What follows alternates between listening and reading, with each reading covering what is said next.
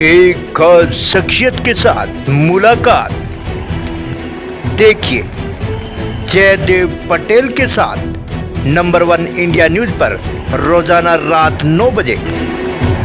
नमस्कार व्यूअर्स, मैं जयदेव पटेल और आप देख रहे हैं नंबर 1 इंडिया न्यूज। आपका एक बार फिर स्वागत है एक खास शख्सियत के साथ मुलाकात प्रोग्राम में। आज हम बात करेंगे, देश में मानसून की शुरुआत हो चुकी है। ऐसे में सबसे पहले जो चुनौतियां सामने आती हैं, जिसको लेकर एनडीआरएफ को सबसे पहले याद किया जाता है। ऐसे में एनडीआरएफ के सामने इस बार किस तरह की खास तैयारी की गई है मानसून को लेकर, और इसी के साथ-साथ किस तरह का डिप्लॉयमेंट किया गया है। इन्हीं तमाम बात के हमारे साथ खास मेहमान है एनडीआरएफ के डीआईजी मोहसिन शाहिदी। मोहसिन शाहिदी जी, आपका बहुत स्वागत है आज हमारे प्रोग्राम में। जय हिंद, नमस्कार। जी। मोहसिन शाहिदी जी, आपसे मेरा पहला सवाल है कि मानसून को लेकर एनडीएफ द्वारा इस बार किस तरह की खास तैयारियां की गई हैं?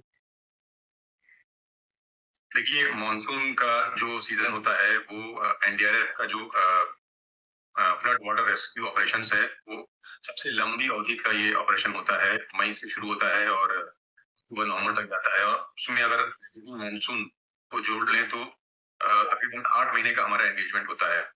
तो इसके लिए शुरू से तैयारी की जाती है और खास तौर पर हमारा जो है कोऑर्डिनेशन जो होता है वो आईएमडी से, सीडब्ल्यूसी से, एनआरसी से और जियोलॉजिकल सर्वे ऑफ इंडिया है। ये सब जो एजेंसीज हैं, जो अर्ली वार्निंग एजेंसीज हैं, उनसे हम क्लोज कोऑर्डिनेशन रखते हैं। इसके अलावा कई बार ऐसा होता है कि टीम्स को हमारी एयरलिफ्ट करने की जरूरत होती है आपातकालीन स्थिति में, तो उसके लिए भी हम आईडीएस से, एयरफोर्स से, एनडीएमए से, इन सबसे क्लोज रखते हैं। जी। मोहसिन शाहिदी जी, इस बार अगर हम बात करते हैं तो मानसून को लेकर किस तरह का डेवलपमेंट किया गया है, और इसी के साथ-साथ में इस बार कौन-कौन सी एजेंसियाँ हैं जो आपके साथ कोऑर्डिनेशन में काम करेगी? देखिए, सबसे इम्पोर्टेंट जो हमारा एक्शन होता है मानसून में, वो प्री पोजीशनिंग होता है टीम्स का। क्योंकि टीम्स जो हमारे हेडक्वार्टर होती है बटालियन की और रीजनल रिस्पांस सेंटर्स हैं, उसके अलावा टेक्निकल पोजीशन लोकेशंस हैं, 169 जो लोकेशंस हैं इंडिया में, वहां पर हमारी एनडीआरएफ की टीम परमानेंटली रह रही है। मगर मानसून सीजन में इससे ज्यादा की जरूरत पड़ती है, क्योंकि जब बारिश होती है वहां पर मूवमेंट बहुत ही रिस्ट्रिक्टेड हो जाता है। तो इसलिए जो स्टेट्स हैं उनके साथ हम समन्वय करते हुए, जो वल्नरेबल एरियाज हैं, पास्ट इंसिडेंट्स जहां हुए हैं और आईएमडी का क्या प्रेडिक्शन है, इन सबको देखते हुए हम पोजीशनिंग डिप्लॉयमेंट प्लान करते हैं।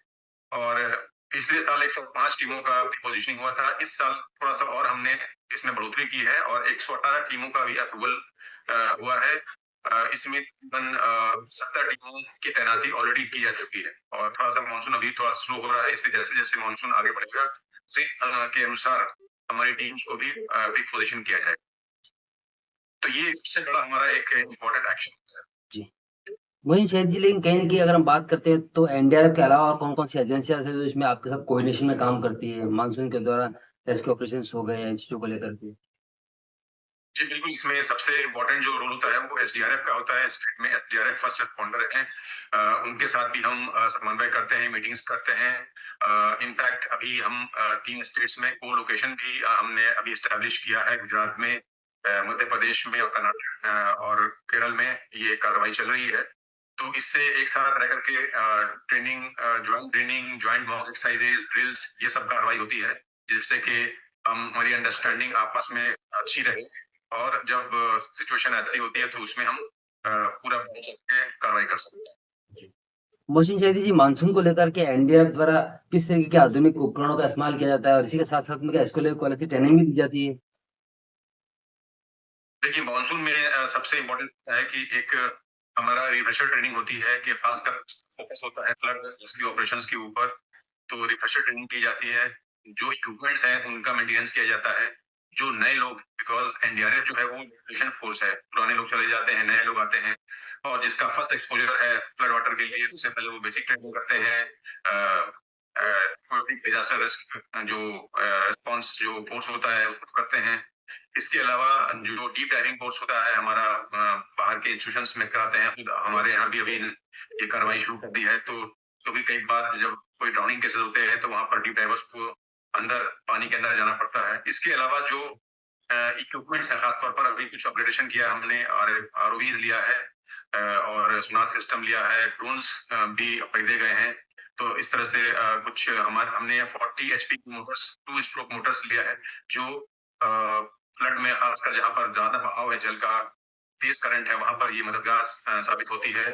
तो और इसके अलावा चाइल्ड रेस्क्यू जैकेट्स भी रखे गए हैं कि बच्चे भी रहते हैं, अलग अलग साइजेस के चाहिए, तो ये सब पर खास तौर पर अप्रिशिएट करके ग्राउंड में क्या सिचुएशन है, इन सब चीजों को मुहैया कराया गया है और निश्चित रूप से ये हमारी मदद करेगी।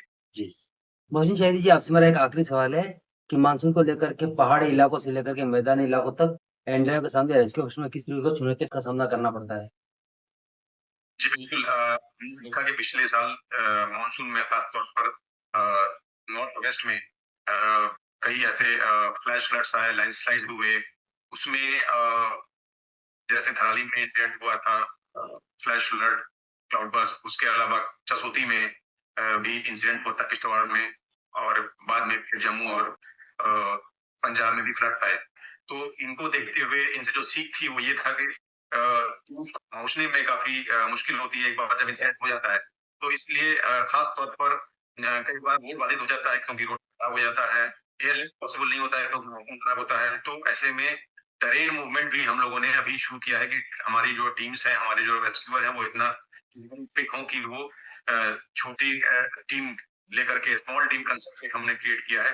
उसके साथ टीम्स मूव करें थ्रू टेरेन ताकि जल्द से जल्द जो भी जगह है वहां पर पहुंच सके। इसके अलावा खास तौर पर लैंडस्लाइड्स में हमें एक जो कठिनाई का सामना हमने किया था वो ये था कि डेड बॉडीज को ढूंढना बड़ा मुश्किल होता है, बिकॉज हमारे पास जो होते हैं डॉग वो लाइव रेस्क्यू के लिए होते हैं। जी।